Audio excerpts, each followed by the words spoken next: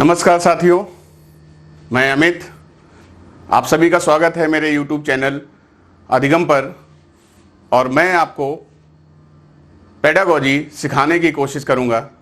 और जैसा कि आप जानते हैं कि आपके सेंट्रल टीटी के एग्ज़ाम्स अब नज़दीकी हैं, जुलाई और अगस्त में आपके एग्ज़ाम्स स्टार्ट हो जाएंगे। तो उसमें कई सारे ऐसे टॉपिक्स होते हैं जो बहुत ज़्यादा ज़रूरी होते हैं, उनसे कई सारे क्वेश्चंस मिलते हैं। जैसा कि आप जानते हैं कि सेंट्रल टीटी में हमेशा कॉन्सेप्चुअल क्वेश्चंस पूछे जाते हैं, फैक्चुअल नहीं होते हैं जैसे कि अदर स्टेट्स में होते हैं। तो यहाँ पर मैं कुछ टॉपिक्स की यहाँ पे बात कर रहा हूँ, जिसमें एक टॉपिक है, बहुत ही छोटा टॉपिक है, लेकिन इससे क्वेश्चंस बहुत अच्छे पूछे जाते हैं। थोड़ा सा घुमा फिरा के ट्रिकी तरीके से पूछते हैं, लेकिन ये टॉपिक एक ऐसा है कि अगर एक बार आपको तरीके समझ में आ गया तो किसी भी तरीके का कोई क्वेश्चन आपका गलत नहीं होगा। तो यहाँ पर मोटिवेशन एक ऐसा नाम है जो लगभग सारे कॉम्पिटिटिव एग्जाम्स में जो एजुकेशन से रिलेटेड है, वहां पर सभी जगह इसके बारे में बात की जाती है। तो मोटिवेशन को आमतौर पर क्या बोलते हैं? अभिप्रेरणा बोलते हैं, हिंदी में इसको अभिप्रेरणा बोलते हैं। लेकिन मैं यहाँ पे आपको थोड़ा सा याद दिलाना चाहूंगा कि आप अगर हिंदी पे थोड़ा सा आप कम फोकस करो तो ज़्यादा बेहतर होगा, क्योंकि ऐसे कई टर्मिनोलॉजी होती हैं पेडागोजी में जिनकी हिंदी में कई बार हम कंफ्यूज हो जाते हैं कि इसका क्या मतलब है। जैसे मैं एक एग्जाम्पल लेता हूँ कि भगनाशा, आप में से हो सकता है कई लोगों ने सुना हो और कई लोग कह रहे हो कि ये क्या है। तो यहीं पर जब इंग्लिश इसकी पढ़ते हैं तो हमें समझ में आता है कि फ्रस्ट्रेशन, और ये बड़ा आसान सा है। अब हमें समझ में आ गया कि यार ये फ्रस्ट्रेशन तो बिल्कुल यार आसान सा है, ये हिंदी में क्या बोल दिया। बस ऐसे ही कुछ मोटिवेशन भी है। तो मोटिवेशन को बहुत आसान तरीके से हम लोग समझने की कोशिश करेंगे कि आखिर मोटिवेशन होता क्या है। अब देखिए, इसमें डेफिनेशन और ये सब दुनियादारी इसमें नहीं पूछते हैं। मोटिवेशन को अगर सीधा साफ समझना है तो आप क्या कहते हो? आप कहते हो कि सर किसी चीज के बारे में जब हम मोटिवेट होते हैं तो उस काम को हम आसानी से कर सकते हैं। तो ये गलत हो जाता है, ये सही जवाब नहीं होता है। मोटिवेशन अधूरा है एक चीज के बिना। होता क्या है मोटिवेशन में? भाई हम अभिप्रेरित हैं, हमने किसी को देखा, हम अभिप्रेरित हुए, मोटिवेट हुए। अब वो मोटिवेशन फैक्टर्स वो आपका इंटरनल हो सकता है, एक्सटर्नल हो सकता है। सारी चीजें आपको बताऊंगा। मैं यहां पर एक शॉर्ट टर्म में एक छोटी चीज बताना चाहता हूं, आपको बड़ी आसानी समझ में आ जाएगा। जैसे मैं मोटिवेट किसी को देखकर हुआ कि भाई वो प्रोफेसर साहब हैं, तो मैं मोटिवेट हुआ कि मुझे प्रोफेसर बनना है, और मैंने तैयारी शुरू कर दी, नेट की, जेआरएफ की, पीएचडी की, और पता चला मेरा सिलेक्शन उसमें नहीं हुआ। ऐसा अक्सर होता है।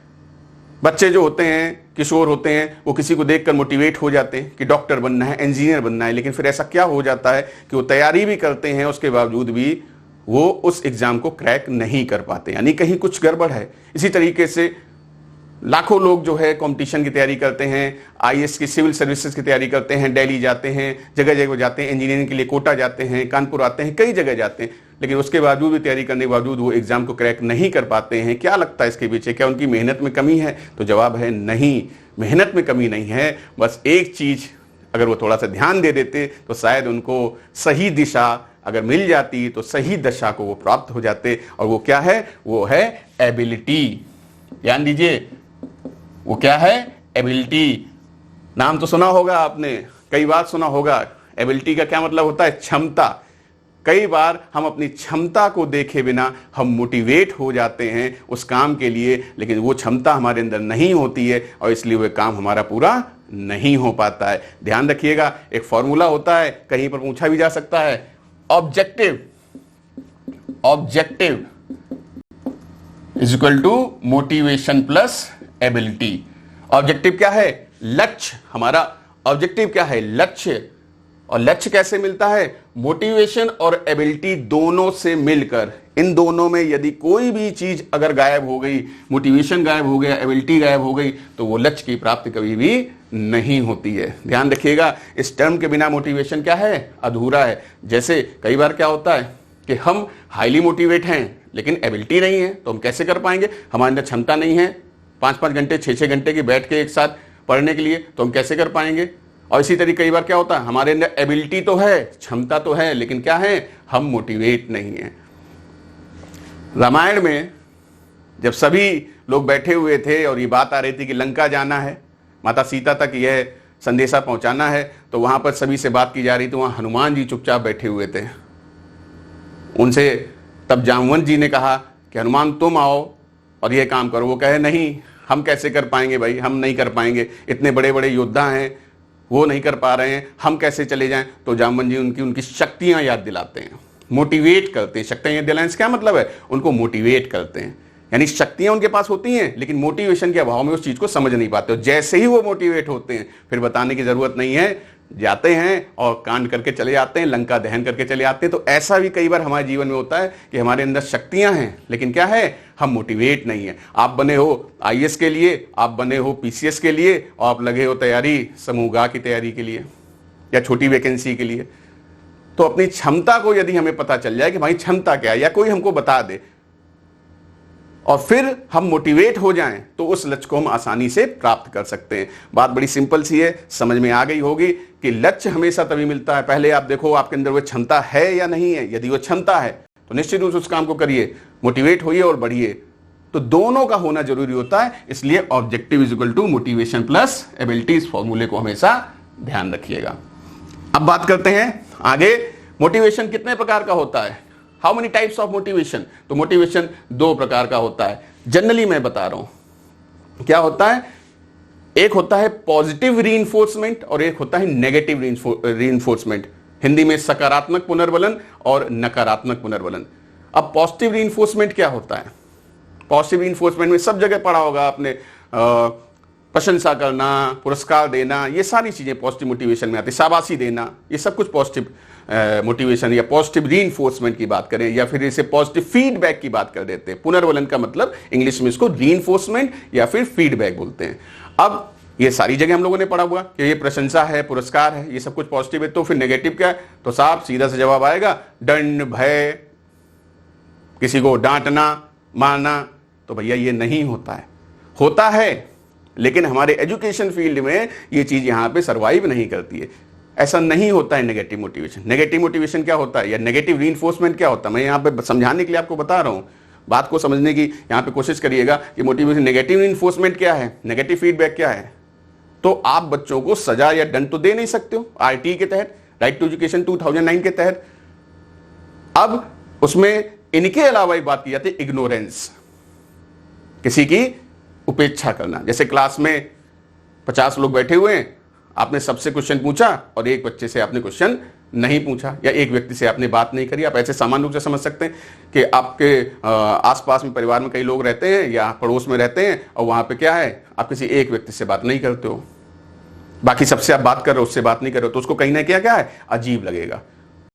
ये भी एक तरीके क्या है, नेगेटिव रीइंफोर्समेंट है। अक्सर ये हमारे माता पिता हमको अक्सर देते रहते हैं, अक्सर कि कुछ नहीं कर पाते हो, कुछ नहीं कर पाओगे, ऐसे ही पड़े रहोगे, तुम्हारे साथ वाले आगे बढ़ गए, तुम अभी तक यही हो, तुम यही अभी टीटी और सेंटर टीटी में भटकते रहना। तो वो क्या आपका बुरा चाहते हैं, बुरा नहीं चाहते हैं, वो आपको आगे बढ़ना चाहते हैं, लेकिन वो एक तरीके क्या है, नेगेटिव रीइंफोर्समेंट है। उनके जो पीछे की भावना है वो आपके हित में है, लेकिन कहनी क्या बात है, वो एक तरीके के नेगेटिव रीइंफोर्समेंट। अक्सर आपने फिल्मों में देखा होगा, जाओ और फला फला काम जब तक नहीं करके आते मुझे मेरा मुंह मत दिखाना, हीरो एकदम मोटिवेट हो जाता है। उस जगह क्या है, वो नेगेटिव रीइंफोर्समेंट है। उसको आप अन्यथा ना ले, वो एक काम करने का तरीका है। भाई ये भी सही बात है कि मोटिवेशन और एबिलिटी दोनों मिलकर काम करते हैं। अब पॉजिटिव रीइंफोर्समेंट, प्रशंसा करी, बहुत अच्छे से किया, बच्चा उसमें कई बार मोटिवेट होता है, लेकिन कई बार ऐसा भी होता है कि प्रशंसा से बात नहीं बनती। जैसे तुलसीदास जी, उनको उनकी पत्नी जब उन्हें धिक्कारती हैं और अचानक वो एक महाकाव्य रामचरितमानस की रचना कर डालते हैं। वो एक तरीके क्या था, वो नेगेटिव रीइंफोर्समेंट था, नेगेटिव फीडबैक था। तो कई बार हम चीजों से या रिश्तेदार या आसपास के लोग ऐसी कोई बात कह देते हैं जो हमको बुरी लग जाती है, वो एक तरीके क्या होता, नेगेटिव रीइंफोर्समेंट होता, हम उस लक्ष्य की प्राप्ति कर लेते। लेकिन ध्यान रखना भैया, इसमें भी एबिलिटी का रोल है। क्षमता नहीं है तो नहीं कर पाओगे। यहां कहते रहे घर वाले ये कर लो, वो कर लो, ये नहीं कर पाएगा, वो नहीं कर, हाँ भाई नहीं कर पाएंगे क्योंकि क्षमता ही नहीं है। और जिसके अंदर क्षमता होती है वो करके दिखा देता है। इस कॉन्सेप्ट को याद रखिएगा। मोटिवेशन में क्या बात आई है, कभी भी आप क्वेश्चन करेंगे, क्वेश्चन में पूछते हैं मोटिवेशन से तात्पर्य है या समझते हैं, तो वहां पे आप देखिएगा क्षमता की बात जरूर की जाएगी और तभी वो जवाब सही माना जाएगा कि रमेश के अंदर यह क्षमता है कि उस काम को कर सकता है, परंतु वो इस पर ज्यादा ध्यान नहीं देता है। तो वहां पे क्या है, आप उसे मोटिवेट करेंगे। ध्यान दीजिएगा मेरी बात को। मोटिवेशन में मैंने ये आपको समझाने के लिए बताया पॉजिटिव नेगेटिव, लेकिन बच्चों के लेवल पर आप बच्चों को कभी भी नेगेटिव रीइंफोर्समेंट नहीं देंगे। ध्यान रखिएगा, नहीं देंगे।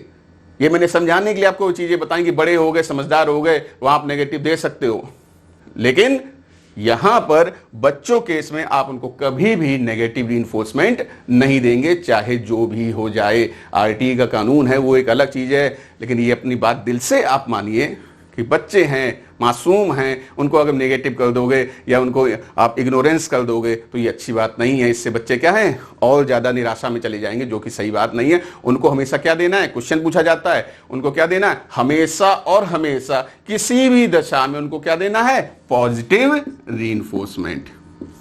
उम्मीद है ये बात आपको समझ में आई होगी। इसी साथ ये सेशन, ये टॉपिक मैं यहां पर पूरा करता हूं। नेक्स्ट सेशन में मिलते हैं आगे कुछ नई चीजों के साथ, ऐसी ही एंटरटेनिंग वे में। बाय।